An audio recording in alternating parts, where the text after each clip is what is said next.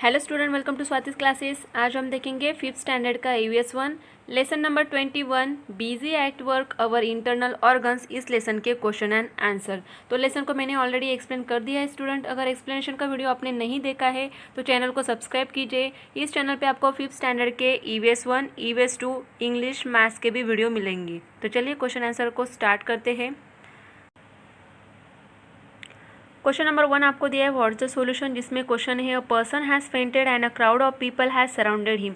अगर किसी इंसान को चक्कर आ जाते हैं, वो गिर जाता है और लोग उसके आजू बाजू में जमा है, तो हम लोग क्या कर सकते हैं।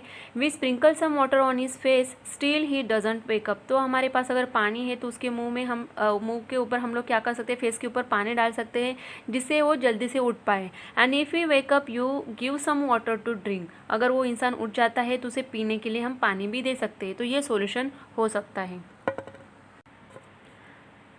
क्वेश्चन नंबर 2 है यूज़ योर ब्रेन पावर, जिसमें फर्स्ट आपको दिया है why do we sometimes choke suddenly while eating. तो खाने के टाइम कभी ऐसे होता है, देखिए कि हमारे गले में कुछ अटक जाता है, ऐसे हमें लगता है। तो आंसर है the food that we chew in the mouth enters the oesophagus after swallowing. तो जो हम खाना खाते हैं, चबाते हैं, तो माउथ के थ्रू वो कहाँ पे जाता है, ओसोफेगस, जब हम सॉलो मतलब निगलते हैं। B. When we swallow the food in a hurry while eating, sometimes the food suddenly enters the windpipe causing us to suddenly choke। तो जहाँ पे ओसोफेगस होता है और विंड पाइप जो ओपन होता है, तो जल्दी जल्दी में खाने के टाइम क्या हो जाता है कि उस विंड पाइप में खाना चला जाता है, जिसके कारण हमें क्या होता है, चोक फील होता है या फिर sometimes choke suddenly while eating. तो ये प्रॉब्लम हो सकता है, इसीलिए कहा जाता है कि खाना हमें आराम से खाना चाहिए। सेकेंड दिया है how is the air that we inhale purified in our body. तो जो एयर हम ब्रीदिंग करते हैं, एयर हमारे बॉडी के अंदर जाती है, वो प्यूरिफाइड कैसे होती है, प्योर कैसे हो पाती है। तो आंसर है the air that we inhale is purified with the help of the mucus and cilia. Substances like dust, smoke, micro organism entangle in the sticky mucus stick to the inner lining of the nose. तो कैसे जो air हम लोग लेते हैं उसके साथ में तो डस्ट होता है, स्मोक होता है, माइक्रो ऑर्गेनिज्म भी प्रेजेंट होते हैं। तो म्यूकस जो हमारे नोज़ में, म्यूकस जो स्टिकी सब्सटेंस होता है, उसे ये जो चीज़ें होती है, ये सब्सटेंसेस जो होते हैं, डस्ट, स्मोक, माइक्रो ऑर्गेनिज्म, ये स्टिक हो जाते हैं हमारे नोज़ के अंदर, जो इनर लाइनिंग होता है वहाँ पे स्टिक हो जाता है। Sometimes the substances push toward the nostrils which is then blow out by sneezing.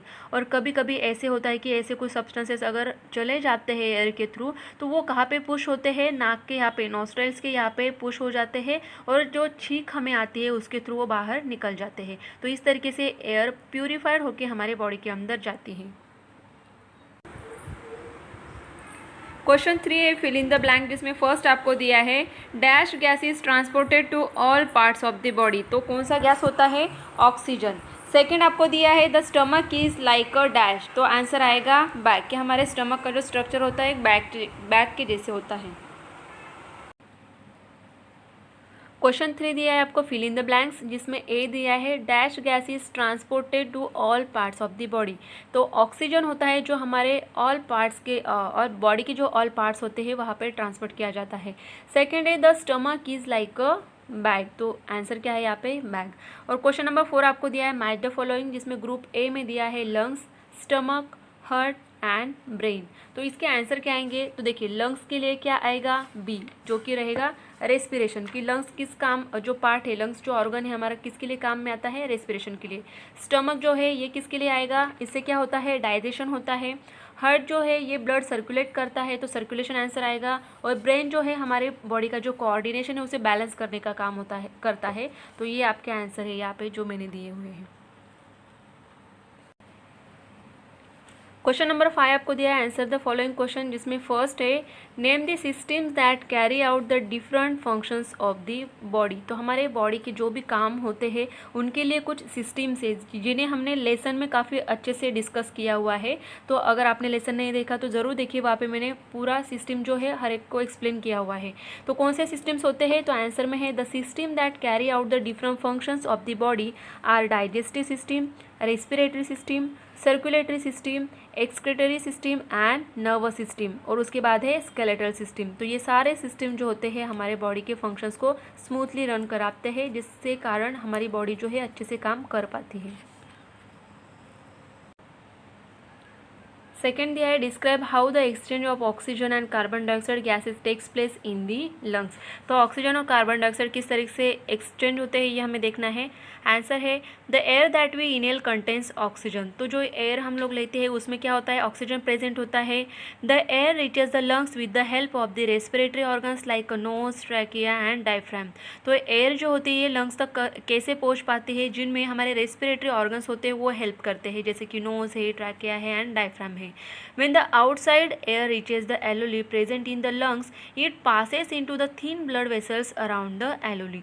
तो ये जो आउटसाइड की जो एयर होती है ये हमारे रेस्पिरेटरी ऑर्गन्स के थ्रू लंग्स में पहुँचती है, एल्वेली में पहुँचती है, लंग्स के यहाँ पे जो कि ब्लड वेसल्स होते हैं अराउंड द एल्वेली, वहाँ तक ये जो ऑक्सीजन है ब्लड के यहाँ पे ब्लड वेसल्स में क्या होता है, पास होता है। With the blood it flows to the various part of the body. और ब्लड के साथ साथ हमारे बॉडी के जितने भी पार्ट है वहाँ तक ऑक्सीजन फ्लो होता है। At the same time the carbon dioxide that is brought by the blood from all parts of the body. तो जो हमारे बॉडी के फंक्शंस होते हैं, कुछ प्रोसेस होते हैं, वहाँ पे जो कार्बन डाइऑक्साइड बनता है उसे भी ब्लड अपने साथ लेके आता है। The blood and enters the alveoli. वो वही ब्लड फिर कहाँ पे एंटर होता है, एल्वेली में। When we exit is carbon dioxide is given out. और उसके बाद जो कार्बन डाइऑक्साइड होता है, हम जब एक्सेल करते हैं कार्बन डाइऑक्साइड को तो उसके साथ ये कार्बन डाइऑक्साइड हमारे बॉडी से बाहर चला जाता है। थर्ड वन है why do we call saliva a digestive juice. जो सलाइवा होता है हमारे मुंह में पानी के जैसे, तो उसे डाइजेस्टिव जूस क्यों कहा जाता है। तो आंसर है when food is taken in the mouth saliva is secreted by the glands called salivary glands into the mouth. तो जो हम लोग खाना खाते हैं तो उस टाइम देखिए हमारे मुंह में से पानी के जैसे कुछ सब्सटेंस हमें नज़र आता है या फिर फील होता है, वो होता है सलाइवा। तो ये सलाइवा सीक्रेट कौन करता है, जो सलाइवरी ग्लैंड्स होते हैं हमारे माउथ में वो करते हैं। And the saliva that mixes with the food that is chew and it converted the food into soft moist ball called bolus. तो जब हम खाना खाते हैं, चबाते हैं, तो उस सलाइवा के साथ क्या होता है, मिक्स हो जाता है और फिर जो खाना हमने खाया है वो एक सॉफ्ट बॉल की जैसे बन जाता है, जिसे बोलस कहा जाता है। Which is easy to swallow. और उसके कारण ही क्या होता है, जो खाना हम लोग खाते हैं सॉफ्ट हो जाता है, उसीलिए हम लोग क्या कर सकते हैं, सॉलो मतलब उसे निगल सकते हैं, वो सॉफ्ट होता है इसके कारण। Since saliva helps in digestion of food it is called the digestive juice. तो सलाइवा के कारण हमारा डाइजेशन भी होता है, फूड डाइजेस्ट हो सकता है, इसीलिए उसे डाइजेस्टिव जूस ऐसे कहा जाता है।